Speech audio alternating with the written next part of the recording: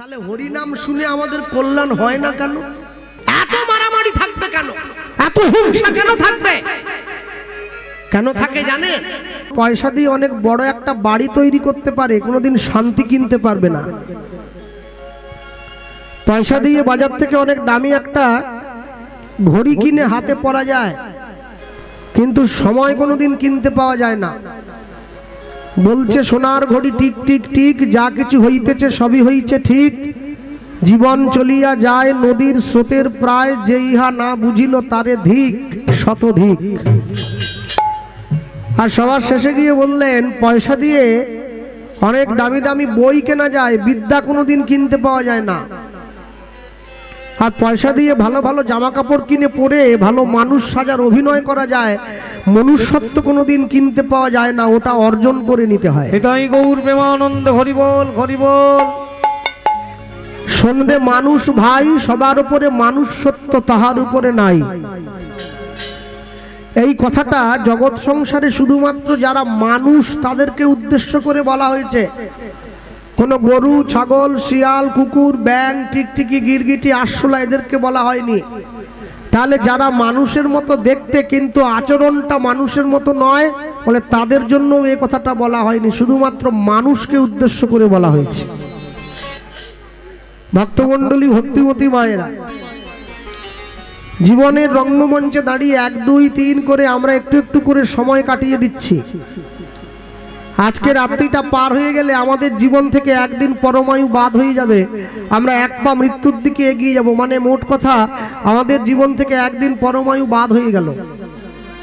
তাহলে প্রত্যেকটা দিন আমি পৃথিবীতে কাটিয়ে দিচ্ছি, আর প্রত্যেকটা দিনের শেষে যদি আমার প্রকৃত বিবেক বোধ থেকে থাকে, তাহলে আমাকে হিসাব করা উচিত যে এই একটা দিন আমি নিজের জন্য, সংসারের জন্য সব কিছু করলাম, ভগবানের জন্য কতখানি সময় দিলাম।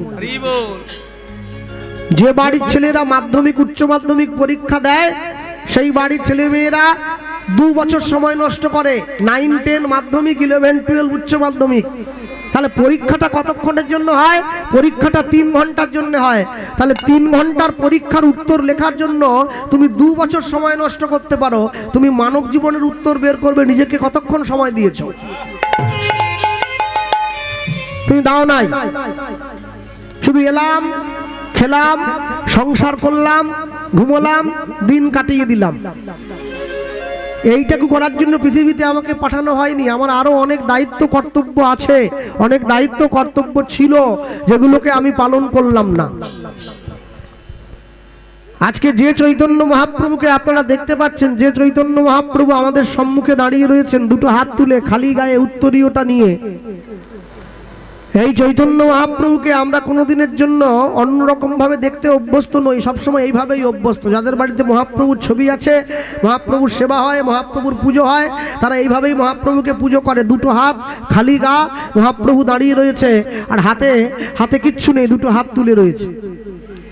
আশ্চর্য কি জানেন? সব থেকে বড় আশ্চর্য হলো, কেউ যদি জিজ্ঞাসা করে চৈতন্য মহাপ্রভু কি সুভাষচন্দ্র বসুর মতো আঙুল বাড়িয়েছিল? মানুষকে বলতো give me blood I shall give you freedom, তোমরা আমাকে রক্ত দাও আমি তোমাদের স্বাধীনতা দেবো, তা তো বলেননি। চৈতন্য মহাপ্রভু কোনোদিনের জন্য কোনো কালে, কস্মিনকালে সুকান্ত ভট্টাচার্যের মতো গালে হাত দিয়েও থাকেননি, কোনোদিন বিশ্বকবি রবি ঠাকুরের মতো বড় দাঁড়িয়েও রাখেননি। শুধুমাত্র হাতটা তুলে আছেন, খালি গায়ে, একটা উত্তরীয় গায়ে নিয়ে আছেন, একটা কাপড় পরে আছেন। কিন্তু এই যে চৈতন্য মহাপ্রভু আমাদের মধ্যেখানে এসে দাঁড়িয়েছেন, যে মানুষটা আমাদেরকে মহাপ্রভুকে চিনিয়ে দিল, চৈতন্য মহাপ্রভু দেখতে এইরকম ছিল, যার জন্য চৈতন্য মহাপ্রভুকে আমরা এত কাছ থেকে, এত নিকট থেকে পেয়েছি, যে মানুষটার জন্য চৈতন্য মহাপ্রভুকে আমরা অতীব নিকট থেকে পেলাম, আমরা কোনোদিন সেই মানুষটার অবদানকে স্বীকার করলাম না। কেন? সবসময় মনে রাখতে হয়, তুমি যার জন্য রামের মা, তুমি সেই কৌশল্যাকেই চেনো না। তুমি যদি কৌশল্যাকে না চেনো, তুমি কোনোদিন রামকে চিনতে পারবে না। রামকে চিনতে না পারলে, কৌশল্যাকে চিনতে না পারলে, রামের চরিত্র তোমার সামনে ধরা দেবে না। হ্যাঁ, যখন রামচন্দ্র রাবণকে বধ করে মা কৌশল্যাকে ফিরে গিয়ে প্রণাম জানিয়েছে, মা কৌশল্যা রামচন্দ্রকে প্রশ্ন করছে, রাবণকে মারা হলো? আস্তে কথা বলবেন না। 1 পা 2 পা করে গিয়ে মা কৌশল্যা রামচন্দ্রকে প্রশ্ন করছে, রাবণকে মারা হয়ে গেল? রামচন্দ্র যদি প্রকৃত বুদ্ধিসম্পন্ন ছেলে না হয়ে কোনো সাধারণ ছেলে হতো, এক কথায় উত্তর দিয়ে দিত যে হ্যাঁ, রাবণকে মেরেই আমি তোমার কাছে এলাম। কিন্তু রামচন্দ্র সেই উত্তরটা দেননি। রামচন্দ্র উত্তর কি দিয়েছিলেন? রামচন্দ্র উত্তর দিয়েছিলেন, রাবণকে মারা হয়নি। কাকে মারা হয়েছে? ত্রিভুবনের সব থেকে বড় বীর, 10 মাথাওয়ালা 20 হাতওয়ালা চতুর্বর্গরূপী বেদের জ্ঞান স্বরূপ পণ্ডিত, নিজের অকাল বোধন দুর্গা পূজায় নিজের মৃত্যু আহুতি প্রদানকারী, পৃথিবীতে দেবাদিদেব মহাদেবের যত মন্ত্র আছে সমস্ত মন্ত্রের লেখক, সৃষ্টিকর্তা, পরম জ্ঞানী, পরম পণ্ডিত, পরম বিজ্ঞ, পরম প্রাজ্ঞের অহংকারকে বধ করা হয়েছে, রাবণকে বধ করা হয়েছে। হরিবল হরিবল। আমি অনেক অনেক বাড়িতে কীর্তনে গেলে শুনি, সেই বাড়ির বয়স্ক মায়েরা আমাকে বলে, বাবা আজ তাহলে কি লীলা গাইবে? আমি বলুন, কেন বলুন তো? বলে কি জানো, আমার বাড়িতে রামায়ণ আছে, আমার বাড়িতে মহাভারত আছে, আমার বাড়িতে গীতা আছে, আমার তো সব মুখস্থ, তুমি কি গাইবে? আমি সব পড়ে নিয়েছি, রামায়ণ মুখস্থ, মহাভারত মুখস্থ, গীতা মুখস্থ, আমার শোনার মতো কিছু নেই। আরে তাহলে আপনি যদি সব পড়ে নিয়েছেন, তাহলে আপনি আমাকে বলুন, আপনার ছেলে মেয়ে নাতি নাতনি একজনও কেউ, তারা কি কেউ গুরু দীক্ষা নিয়ে সৎ পথে এসে, ভক্তি পথে এসে নিরামিষ সেবা করে ভগবানের ভজন করে? বলে ওটা এখনো করতে পারি। তাহলে আপনি এখন ধরে কি পড়েছেন? কি রামায়ণ পড়লেন? কি গীতা পড়লেন? শোনো, বাঙালি কোনোদিন লুঙ্গি পরবে না। রামায়ণ মহাভারত গীতা তুমি পরে পড়বে, আগে নিজের স্বরূপ চিনতে জানো না, নিজেকে চিনতে জানো না। লুঙ্গি বাঙালি পড়ে নাকি? লুঙ্গি কে পড়বে? লুঙ্গি হাসেম মিয়া পড়বে শুক্রবার করে, লুঙ্গি পড়বে, পাঞ্জাবি পড়বে, টুপি পড়বে, মসজিদে যাবে। বাঙালি লুঙ্গি পড়বে কি জন্য? ঘোষ, মন্ডল, চক্রবর্তী, ব্যানার্জি, হাড়ি, মুচি, মেথর, তেলি, কামার, চামার, ডোম, যে হোক, বাঙালি হিন্দু ঘরে জন্ম হয়েছে যার, সে লুঙ্গি পড়বে না। সব সময়ের জন্য মনে রাখতে হয়, নিজের জন্মভূমিকে সম্মান করতে আগে শিখতে হবে। যে মাটিতে জন্ম হয়েছে, হে বঙ্গ ভাণ্ডারে বিবিধ রতন, তা সবে অবদ আমি অবহেলা করি, পরধন লোভে মত্ত করিনু ভ্রমণ, পরদেশে ভিক্ষাবৃত্তি কুক্ষণে আচরি, কাটাইনু বহুদিন সুখ পরিহরি। সবার আগে নিজের বাংলা মাকে তুমি সম্মান করতে শেখো। যদি বাংলাকে সম্মান করতে না শেখো, নিজের জন্মভূমিকে সম্মান করতে না শেখো, তাহলে তোমার জীবনের সবকিছু বৃথা হয়ে যাবে। কেন? এত বড় সৌভাগ্য আমাদের, এত বড় সৌভাগ্য করে জন্ম হয়েছে আমাদের। মনে রাখবেন, মুসলমানদের ধর্মগুরু হযরত মুহাম্মদ তার মুসলিম ভাইদেরকে বলেছিলেন, আমি আল্লাহ নই, আল্লাহর দূত। খ্রিস্টানদের ভগবান যীশু খ্রিস্ট তার খ্রিস্টান সন্তানদেরকে বললেন, আমি ঈশ্বর নই, ঈশ্বরের সন্তান। কুরুক্ষেত্রের মাঠে গিয়ে ভগবান শ্রীকৃষ্ণ অর্জুনকে বলেছিলেন, আমি কোনো দূত টুত কেউ নই, আমি স্বয়ং ভগবান। হরিবল হরিবল। যার জন্য কোটে গিয়ে লাল কাপড়ে মোড়া বইটায় হাত দিয়ে শপথ করে, যাহা বলিব সত্য বলিব, সত্য ছাড়া মিথ্যা বলিব না। এটা কোরআন নয়, এটা বাইবেল নয়, এটা শ্রীমদ্ ভগবত গীতা। কেন? যারা কোটে গীতা রেখেছে ওরা কি আমার মতো টু পাস নাকি?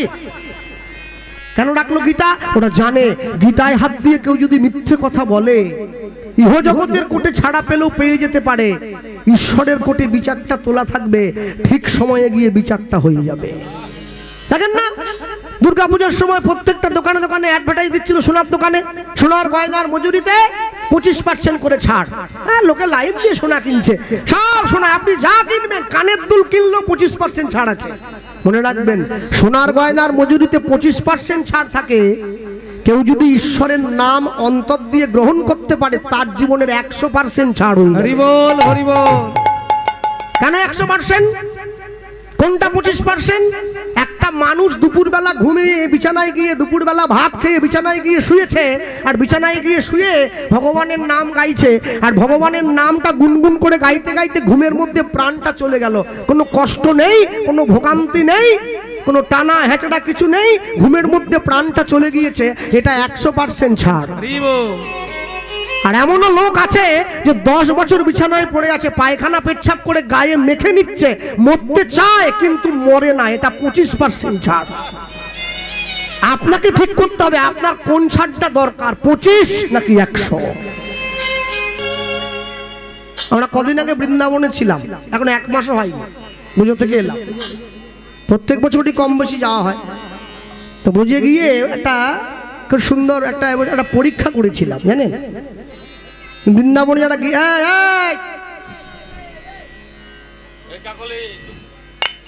বৃন্দাবনে গেলে দেখবেন অনেক বানর থাকে, চশমা পড়ে গেলে চশমা নিয়ে পালায়, মোবাইল নিলে মোবাইল নিয়ে পালিয়ে যায়। আর এই বানরগুলোকে যদি ওই একটা করে কলা দিয়ে দেন ওরা একবারে খুব খুশি হয়, কলা চাওয়ার জন্যই আসে কাছে আর কি। তার মাকে গিয়ে বললাম একটা 50 টাকার নোট দেখি, মা বলে টাকা নিয়ে কি দাও না। হাতে টাকাটা দিয়েছে, তো এক হাতে টাকা আর এক হাতে দুটো কলা ধরেছি এইভাবে।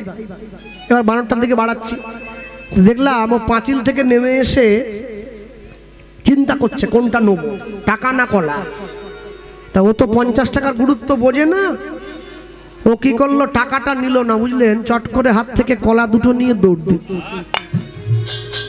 আমি টাকাটা নিয়ে গিয়ে মাকে ফেরত দিলাম। মা বলছে তাহলে এটা দিয়ে কি প্রমাণ হয়? তাহলে এটাই প্রমাণ হয় যদি বানরটার প্রকৃত বুদ্ধি থেকে থাকতো ও কলাটা নিত না, ও টাকাটা নিয়ে যেত। কেন? যদি প্রকৃত বোধ থাকতো এইটুকু মাথায় পরিষ্কারও জায়গা দিয়ে দিত যে যদি আমি কলাটা না নিয়ে টাকাটা নেই, টাকাটা কাছে থাকলে আমি অনেকগুলো কলা কিনতে পারবো, কিন্তু দুটো কলা বেশিক্ষণ আমার কাছে থাকবে না। আর টাকাটা থাকলে অনেকগুলো কলা কেনা যায়। সংসারী মানুষের সামনে দুটো জিনিস একসঙ্গে দাঁড় করানো আছে, একদিকে গোবিন্দ চরণ, একদিকে সংসার। মানুষের বোধ নেই, মানুষ যদি চায় তাহলে গোবিন্দ চরণটা নিয়ে নিতে পারে, গোবিন্দ চরণটা নিলে সংসারটা ফ্রি পাওয়া যায়, buy one get one free. কিন্তু সংসারটা নিয়ে নিলে গোবিন্দ চরণটা বাদ হয়ে যায়। আর যে সংসারের মধ্যে থেকে গোবিন্দকে ডাকে সেটা তো কৃষ্ণের সংসার। আমি যখনই সংসারটাকে জড়িয়ে ধরলাম, গোবিন্দ চরণটা আমার থেকে আস্তে দূরে চলে গেল। কারোর যদি বাড়িতে মুদিখানার জিনিস শেষ হয়ে যায়, তাকে মুদিখানার দোকানে যেতে হয়। সবজির দোকানে গেলে মুদিখানার জিনিস পাওয়া যায় না। কারো যদি বাড়িতে টিভিতে ছবি না আসে, তাকে টিভির মিস্ত্রির কাছে যেতে হয়। কলের মিস্ত্রির কাছে গেলে টিভিতে ছবি আসবে না। কেউ যদি ভগবানের সঙ্গে সাক্ষাৎ করতে চায়, তাকে ভক্তের কাছে যেতে হয়। অভক্তের কাছে গেলে কোনোদিন ভগবানের সঙ্গে দেখা করা যায় না। একটা কথা কি জানেন, সারা বাংলায়, গোটা পশ্চিম বাংলায় যত জায়গায় কীর্তন হয়, সব থেকে দক্ষিণ 24 পরগনায় কীর্তনের চলটা বেশি। এত কীর্তন কোনো জেলায় হয় না। হয়, আমি না বলবো না, আমরা সব জেলা ঘুরে কীর্তন গাই, কিন্তু দক্ষিণ 24 পরগনার মতো এত কীর্তন কোনো জেলায় হয় না সারা বছর। আর মাঘ মাস থেকে তো বাড়ি বাড়ি হবে, পাড়া পাড়া হবে, গ্রামে গ্রামে হবে। একটা গ্রামে 4-5টা করে হরিবাসর একবারে ভরিয়ে যায়। হ্যাঁ, মানুষ শুনতে শুনতে বিরক্ত, বলে আর করিসনি, কত হরিনাম শুনবো। এটা যেমন ঠিক, আরেকটা কথা কিন্তু পাশে আছে। দক্ষিণ 24 পরগনায় কীর্তনও সব চাইতে বেশি। কেউ রাগ করবেন নি আমার কথায়, দক্ষিণ 24 পরগনায় মারামারিও সব চাইতে বেশি। কীর্তন বিরাট, হসপিটালে রুগীর সংখ্যাও সব থেকে বেশি, থানায় আসামির সংখ্যাও সব থেকে বেশি। তাহলে হরিনাম শুনে আমাদের কল্যাণ হয় না কেন? এত কীর্তন শুনছেন রাত জেগে। সাধারণত রাধাপদ জেঠুর পরে আসরের লোক থাকে না। আমি আজ তো নয়, আজ 19 বছর এই ক্ষেত্রে নাঙল চালিয়ে বেড়াচ্ছি। হ্যাঁ, রাধাপদ জেঠুর পরে আসরের লোক থাকে না, খুব মুশকিল। তার উপরে আবার এই ঠান্ডা। যাক, তবু যে আপনারা বসে আছেন প্রথমের মতোই আমার সৌভাগ্য। হ্যাঁ, ভক্তমণ্ডলী মায়ের, তাহলে এত কষ্ট করে যে জেলার মানুষ কীর্তন শোনে, এত কষ্ট করে যে জেলার মানুষ হরিকথা শোনে, সেই জেলার মানুষের মধ্যে এত হানাহানি থাকবে কেন? এত মারামারি থাকবে কেন? এত হিংসা কেন থাকবে? কেন থাকে জানেন? মিলিয়ে নেন। আজকে যখন কীর্তন করার জন্য আমরা ওই রাস্তা দিয়ে ঢুকে এলাম আপনাদের বাড়িতে, আমাকে বসার জায়গা দিয়েছেন, ওই রাস্তার মুখটা পেরিয়ে এলাম। ওই মুখটা পেরোবার সময় অনেকগুলো দোকান বসেছে, দোকানগুলো পেরিয়ে আমরা এসেছি। আসেনি?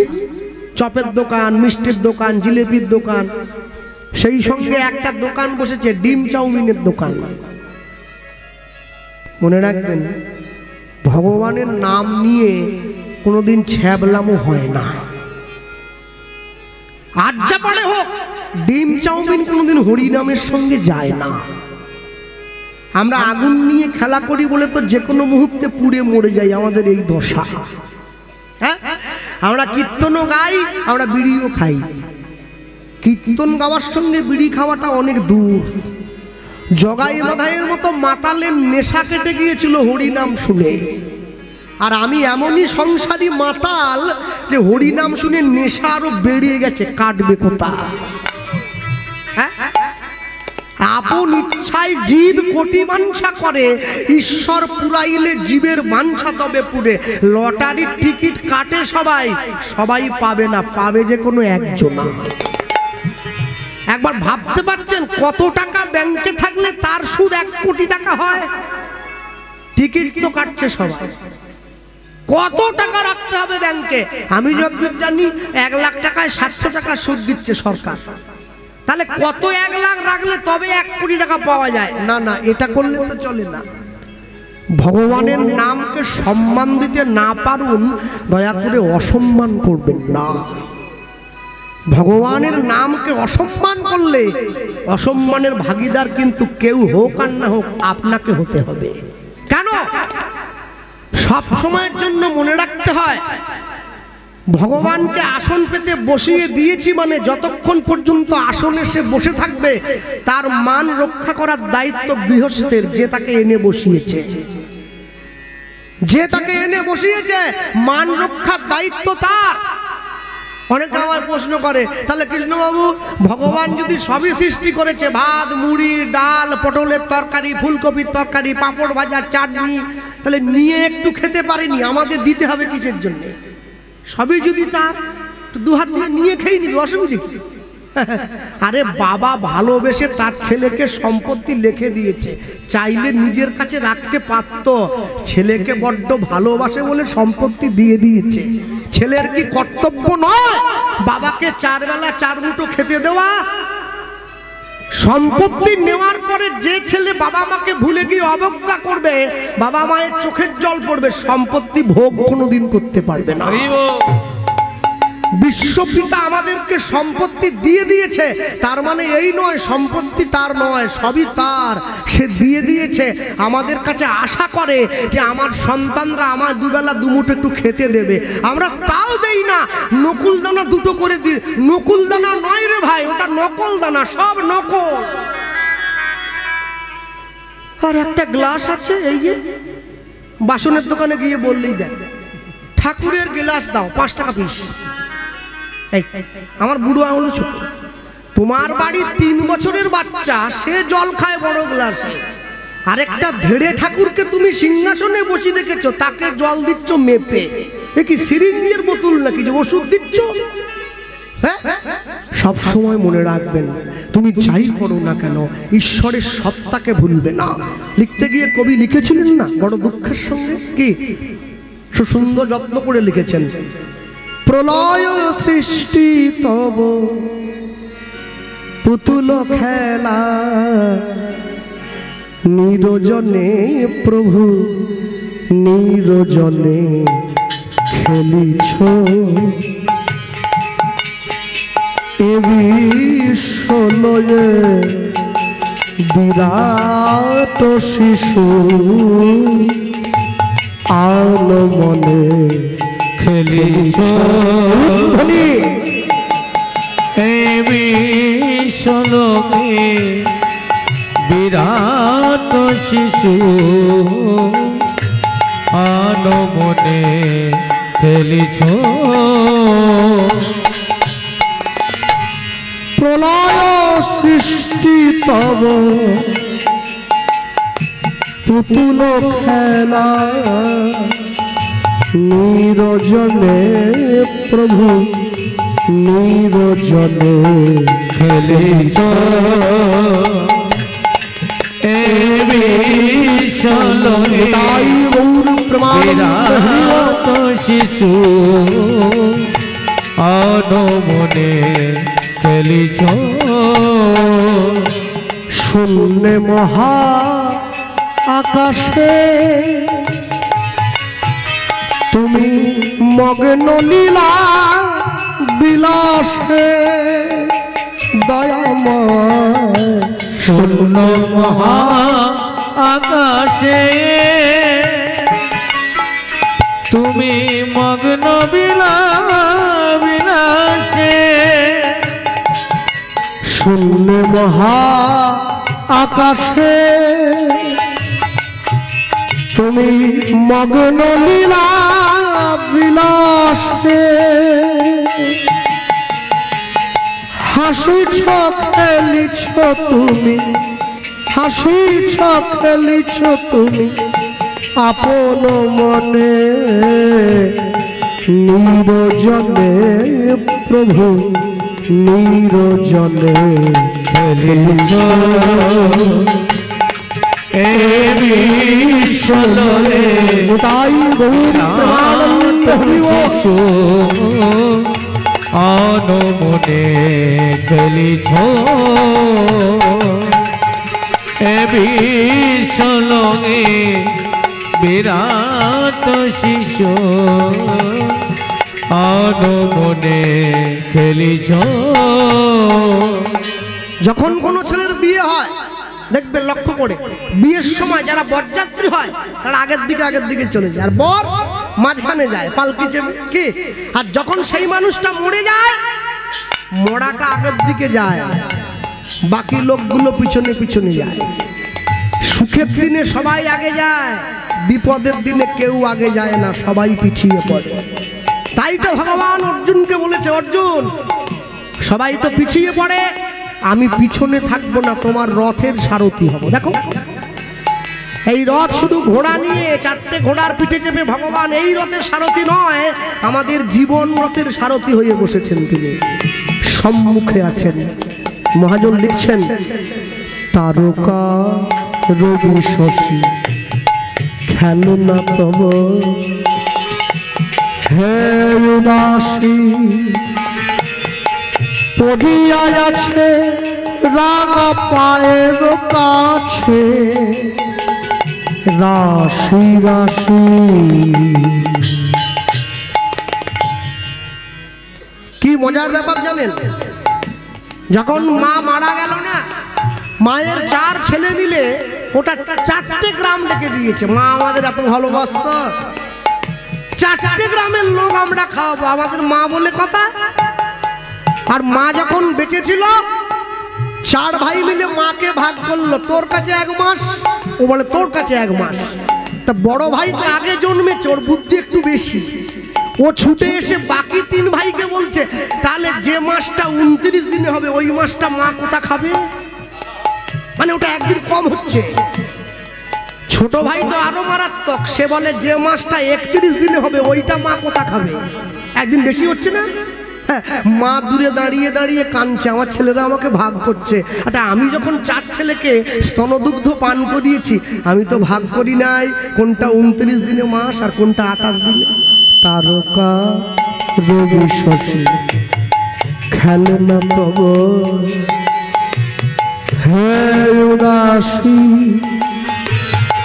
পড়িয়া আছে রাগা পায়ের কাছে রাশি রাশি। নিতাই গৌর হরিব নিত্য তুমি হে উদাস সুখে দুঃখে অবিকার নিত্য তুমি হে উদাস সুখে দুঃখে নিত্য তুমি হে উদাস সুখে দুঃখে অবিকার নিত্য তুমি